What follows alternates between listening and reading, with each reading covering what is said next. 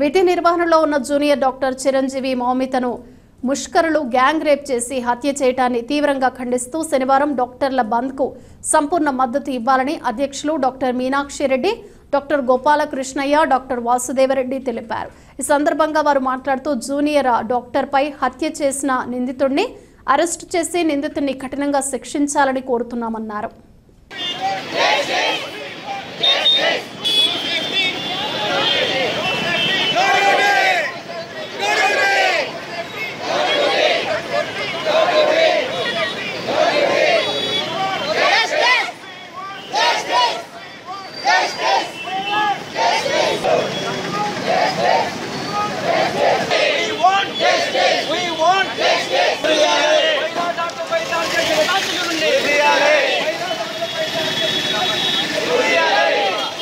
డాక్టర్పై జరిగినటువంటి అత్యాచారము, హత్య సామూహికంగా జరిగినటువంటి దాని గురించి నిరసిస్తూ Indian medical association all India లెవెల్లో ఈ కార్యక్రమాన్ని నిర్వర్తిస్తున్నాము. అంటే తప్పు చేసిన వాళ్ళను ఇమ్మీడియట్గా శిక్షించాలని, తర్వాత ఇలాంటి సంఘటనలను మళ్ళీ జరగకుండా కఠినమైన చర్యలు తీసుకోవాలని, రాత్రుల్లో డ్యూటీలో ఉండేటువంటి మహిళా డాక్టర్లు కానీ రక్షణ కల్పించాలి. డాక్టర్లందరికీ కూడా, ఒక మహిళలే కాదు, అంటే మహిళలనే టార్గెట్ చేస్తున్నారు కాబట్టి సమాజంలో ఈ రకమైనటువంటి ఇన్సిడెంట్లు జరగకుండా వీళ్ళని కఠినంగా శిక్షించి నెక్స్ట్ మంచి భద్రత ఏర్పాటు చేయాలి. భద్రత లేకుంటే డ్యూటీ చేయడం కష్టమవుతుందని అందరికీ తెలియజేయడము జరుగుతున్నది. ఇది బద్వేల్ శాఖ ఇండియన్ మెడికల్ అసోసియేషన్ తరఫున వినతి పత్రాలు కూడా మేము ఆర్డీఓ గారికి, మిగతా వాళ్ళందరికీ కూడా సమర్పించడం జరుగుతుంది. నేషనల్ ఐఎంఏ, దాంతోపాటు స్టేట్ ఐఎంఏ వాళ్ళు ఇచ్చిన పిలుపు మేరకు మా బద్వేల్ ఐఎంఏ వాళ్ళు ఈరోజు మా క్లినిక్లన్నీ ఈరోజు ఉదయం 6 గంటల నుంచి రేపు ఉదయం 6 గంటల వరకు క్లోజ్ చేయడం జరిగింది. సో దాంతోపాటు మేము ఇక్కడ ర్యాలీ, ఈ ప్రొటెస్ట్ చేయడం జరుగుతుంది. దీనికి కారణం ఏంటంటే ఒక వారం కిందట మన వెస్ట్ బెంగాల్లో ఉన్నటువంటి ఆర్జీ కార్ మెడికల్ కాలేజ్లో ఒక సెకండ్ ఇయర్ స్టూడెంట్, డ్యూటీలో ఉన్న సెకండ్ ఇయర్ స్టూడెంట్ కొంతమంది పైశాచికంగా చాలా క్రూరంగా ఆమెని అక్కడ డ్యూటీలో ఉన్న డాక్టర్ని రేప్ చేసి చంపడం జరిగింది. సో ఒక డ్యూటీలో ఉండే డాక్టర్ని ఇట్లా రేప్ జరగడం అంటే చాలా దురదృష్టకరం. సో దీనికి ఆమెకి సపోర్ట్గా ఈరోజు మా ఐఎంఏ నేషనల్ బ్రాంచ్ వాళ్ళు కాల్ ఇవ్వడం జరిగింది. దాంతోపాటు వాళ్ళకి సపోర్ట్గా మా ఐఎంఏ వాళ్ళు ఈరోజు మేము దీనికి సాంఘీభంగా ఈరోజు ర్యాలీ జరగడం జరుగుతుంది. సో మనం చూసుకుంటే మా ఈ ఐఎంఏ బద్వేల్ యొక్క డిమాండ్స్ ఏంటంటే, సో ఎవరైతే ఆమె చనిపోవడం జరిగిందో, ఎవరైతే ఆమె రేప్ చేయడం జరిగిందో, రేప్ చేసి చంపేయడం జరిగిందో వాళ్ళని వెంటనే పట్టుకొని వాళ్ళకి శిక్షించాలని మేము ఐఎంఏ డిమాండ్ చేస్తున్నాం. సో దాంతోపాటు ఈ ఆసుపత్రుల్లో వైద్య సేవలు అందిస్తున్న వైద్యులు, వైద్య సిబ్బంది కోసం ప్రత్యేక చర్యలు తీసుకోవాలి. సో దాంతోపాటు కేంద్ర స్థాయిలో వైద్యులు ప్రత్యేక రక్షణ చట్టాన్ని తీసుకురావాలని బద్వేల్ ఐఎంఏ వాళ్ళు డిమాండ్ చేస్తున్నాం. సో దాంతోపాటు ఆంధ్రప్రదేశ్ రాష్ట్ర వైద్యులు, వైద్య సిబ్బంది రక్షణ చట్టం కోసం సవరించి ప్రస్తుత పరిస్థితుల నేపథ్యంలో కఠినంగా శిక్షించేటట్లు కొన్ని యాక్ట్ తీసుకోవాల్సిన అవసరం ఎంతైనా ఉంది. సో దాంతోపాటు మా న్యాయమైన డిమాండ్కి ప్రజలందరూ మద్దతు పలకాలని కోరుకుంటున్నాం. సో ఇంకా ఈ మీడియా ద్వారా ప్రజలకు కానీ, రాజకీయ పార్టీలకు కానీ, ప్రభుత్వాలకు కానీ, విద్యా వ్యవస్థ సంస్థలకు కానీ మేము కొన్ని విన్నవించాలనుకుంటున్నాం మా ఐఎంఏ బద్వేల్ తరఫున.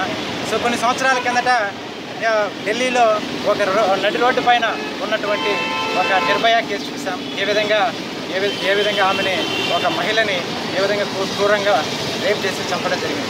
సో మరి ఈ మధ్య కాలంలో ఒక 5 సంవత్సరాల కిందట మన హైదరాబాద్ శివారులో దిశ ఒక మహిళని ఏ విధంగా ఒక రోడ్డు పైన టోల్ గేట్ దగ్గర ఉన్నటువంటి మహిళని ఏ విధంగా పట్టుకొని రేప్ చేసి చంపడం జరిగింది.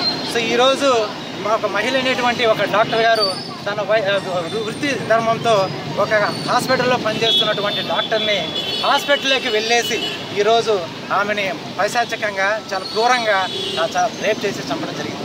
సో మన 78 సంవత్సరాల మన స్వతంత్ర దేశంలో ఇన్ని సంవత్సరాలు వచ్చినప్పుడు మహిళలకి రక్షణ అనేది ఇంకా దిగజారిపోతుంది. సో దీన్ని మనం అందరము సిగ్గుతో తలదించుకోవాల్సిన అవసరం ఎంతైనా ఉంది. సో కావున దీని నేనేమనేది అంటే ఇటువంటి భవిష్యత్తులో పునరావృతం కాకుండా కఠినమైన చట్టాలు తీసుకురావాలని నేను కోరుకుంటున్నాం. సో అదేవిధంగా చిన్నప్పటి నుంచే పుట్టిన పిల్లల నుంచి వాళ్ళ ఇంట్లో ఉండే వాళ్ళ తల్లిదండ్రులు ఆ పిల్లలకి విలువలు దాంతోపాటు కొంచెము నీతులు నిజాయితీ ఇటువంటి క్రమశిక్షణ అనేది చాలా అవసరం. సో దాంతోపాటు స్కూల్కి వెళ్ళిన తర్వాత అటువంటి పిల్లలకి సో కొన్ని వాళ్ళ పాఠాలలో కొన్ని విలువల గురించి ఇటువంటి విలువల గురించి పాఠాల్లో చేర్పించి వాళ్ళ చేత భవిష్యత్తులో అటువంటి పిల్లలు పెద్ద అయిన తర్వాత వాళ్ళకి ఎటువంటి జరగకుండా ఉండాలంటే వాళ్ళని చిన్నప్పటి నుంచి ఆ పాఠాలలో వాళ్ళని చేర్పించేసి వాళ్ళని ప్రాక్టీస్ చేపిస్తూ వాళ్ళకి రేపు భవిష్యత్తులో ఒక మంచి ప్రయోజకాలుగా వాళ్ళని తీర్చిదిద్దడంలో ఒక టీచర్స్ కూడా ఎంతైనా ఉపయోగం ఉంది, ఎంతైనా వాళ్ళ సహకారం అందించాల్సిన అవసరం ఉంది. సో దాంతోపాటు ఇటువంటి ఎవరన్నా కానీ మహిళల పైన ఎటువంటి ఏమైనా ఇట్లా రేప్ చేయడం కానీ హత్యలు చేయడం కానీ ఎటువంటి బలమైన శిక్షలని మన ప్రభుత్వాలు దాన్ని కోల్కతా ఆర్జేకేఆర్ హాస్పిటల్లో జరిగిన మానుషమైన ఘటనకు సంబంధించి మన భారతదేశం మొత్తం మీద నలుమూలలా నిరసనలు తెలియజేస్తున్నాం. దాంట్లో భాగంగా బద్వేల్లో ఏపీపీఎస్సీడీఏ కడప డిస్టిక్ తరఫున ఐఎంఏ అసోసియేషన్తో తర్వాత ఎన్జిఓ ఏపీఎన్జిఏ మిగిలిన అసోసియేషన్ పెన్షన్ హౌస్ అసోసియేషన్స్ అందరితో కలిపి మనం ఇక్కడ నిరసన వ్యక్తం చేస్తున్నాము. ఇలాంటి సంఘటనలు ఇంకా ఇలా జరగకుండా ముఖ్యంగా సేవ చేసేవాడికే ఇలాంటి జరుగుతున్నాయి అంటే చాలా బాధాకరమైన విషయం. కాబట్టి సేవ్ ద సేవియర్స్ డాక్టర్స్ వైద్య సిబ్బంది ఎంతో కష్టపడి ప్రాణాలు పోసే వాళ్ళే ప్రాణాలు పోసే వాళ్ళకే భద్రత లేకుండా పోతుంది.